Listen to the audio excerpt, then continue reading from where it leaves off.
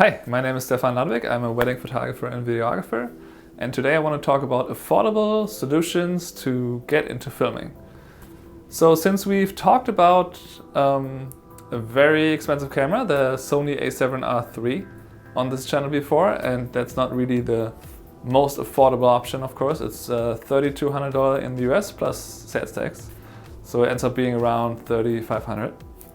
So one important tip would be just start with whatever camera you have. So you don't need to buy a fancy full-frame DSLR or mirrorless or whatever you think you need. You can start with anything. You can start with your phone. Like a phone like this. This is an iPhone 10. Comes with all these like cool video options. Like you could do the video in 4K. So the 4K video gives you 60p. So this is the A7R Mark II. That's the one I filmed most of my stuff with last year. Let's see, focus.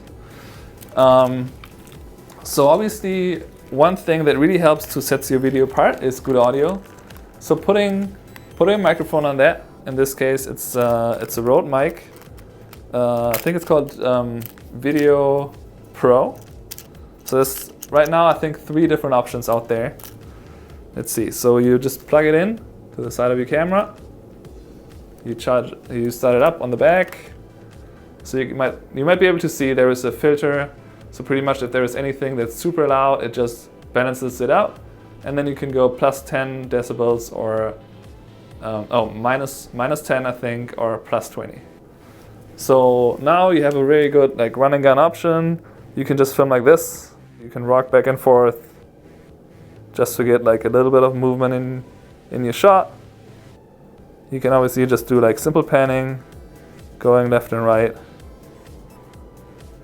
Or maybe what you want to do is you just want to hold it somewhere like a little bit lower.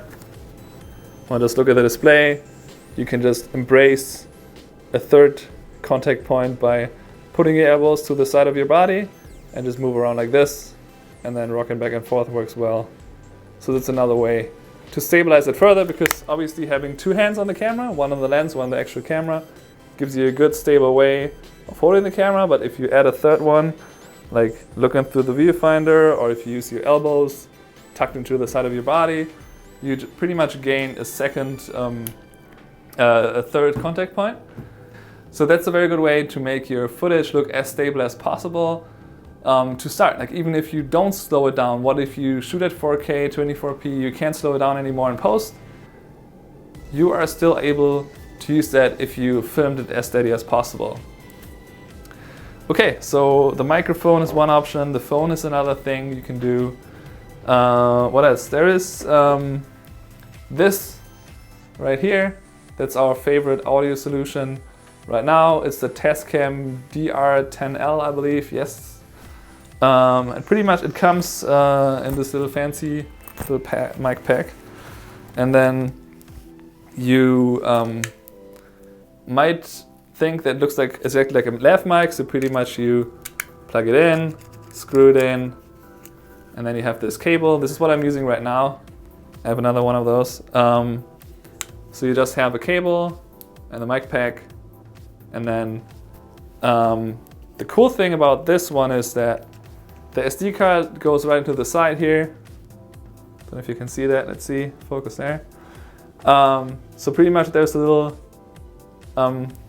micro SD card slot. So you can use that to record everything like internally. So once you start it, it doesn't have any interference issues like a lav mic could give you.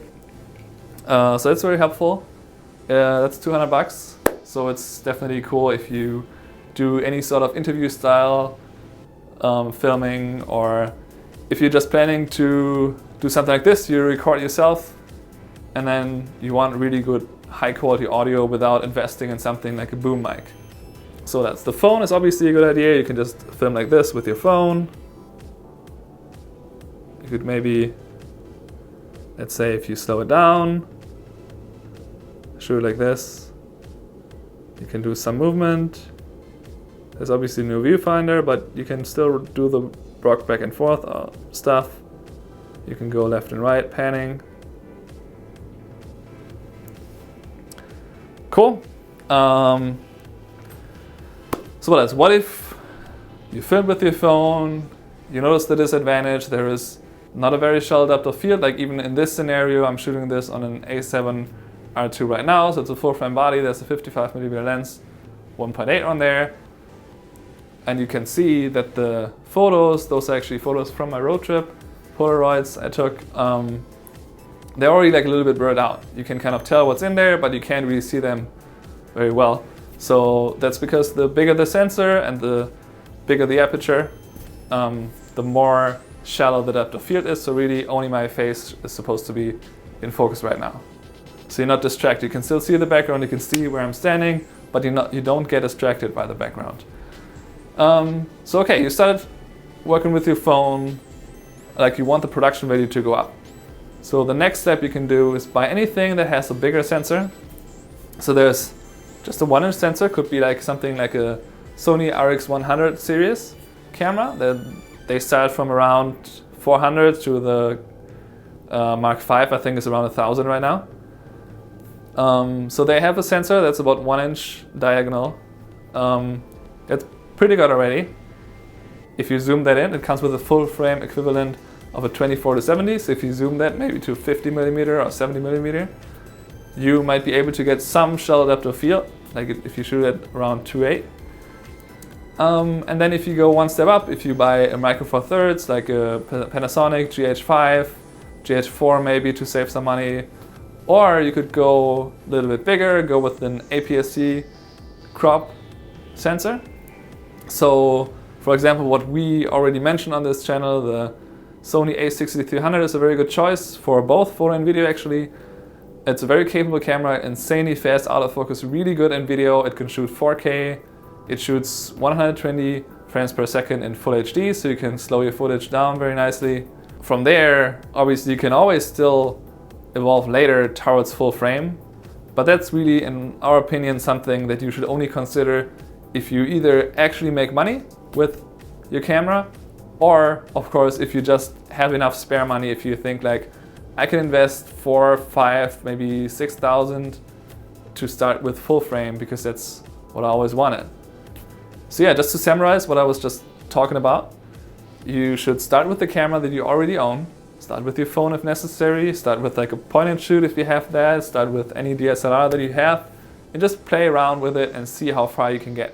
From there you can always buy something that has a bigger sensor, or just better video capabilities, like 4K or better slow motion, something like that.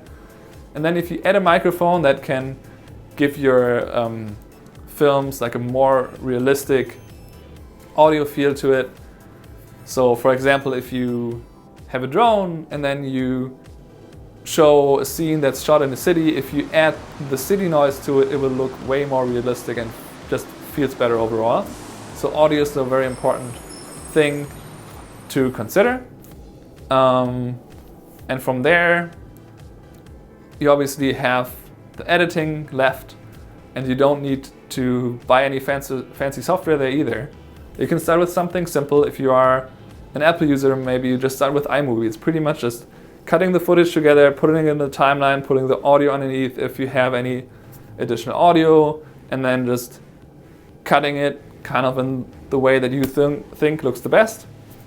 And this usually means that you kind of have like a bunch of shorter cuts. So if you have maybe like a few that are like 2 or 3 seconds long, and then from there you go into like a little bit of a longer scene, then you go faster again. So it's like a mix of short clips, a little bit longer clips, but you don't want to have something that's like 1 minute, I don't know, showing you just snowboarding down the hill 1 minute straight. Like that usually becomes boring pretty quickly. And then another way to make your footage look more interesting is of course if you have a gimbal. So a gimbal, let me get that real quick, be back. So another way to enhance your video footage would be a gimbal. A gimbal even for your phone exists. So this for example is a DJI Osmo Mobile. You see it's like pretty simple. You just put in your phone. You kind of balance that out first, and then you start it, and then you have like pretty stable footage. You can walk around with it, and it's way more stable than if you just have it in your hand. So for example, the video Kai posted of his skiing vacation was almost entirely shot on an iPhone X and an Osmo Mobile, and looks great. Like, there's not a lot of difference anymore between something like that shot on an iPhone or a bigger camera. So that's another way to further enhance your footage. One last time, short summary, what I was just saying. Use the camera that you already have, might be a phone, might be a point and shoot, might be a DSLR. Start with that first, play around with it. If you want a higher production value, maybe you want to add audio. So you get a microphone on your camera, or you buy yourself a mic pack like this, if you want to do something like an interview. Then you can add a gimbal to be able to move around more, get a little more of those cool like fluid shots. You maybe walk behind somebody, walk behind a person, something like that, or you just go in a circle around that person. Looks very cool. It's great for anything that's like revealing, if you like revealing the sun behind a building, stuff like that. And then yeah, there we have it. It's audio, can be a gimbal, can be a better camera. And then the last thing, of course, is lighting. So let's say in this case, a lot of times just a nice window light might be good enough to do something, because it's a little imbalanced. I put a Rotor Light Neo, that's an LED light on this side. So it's probably set to even only like 15%, something just to give you like a little bit of a balance between the window light from that side and like almost no light from that side. Yeah, so there we have it. Thank you for watching. I hope you enjoyed the video. Please subscribe and see you soon.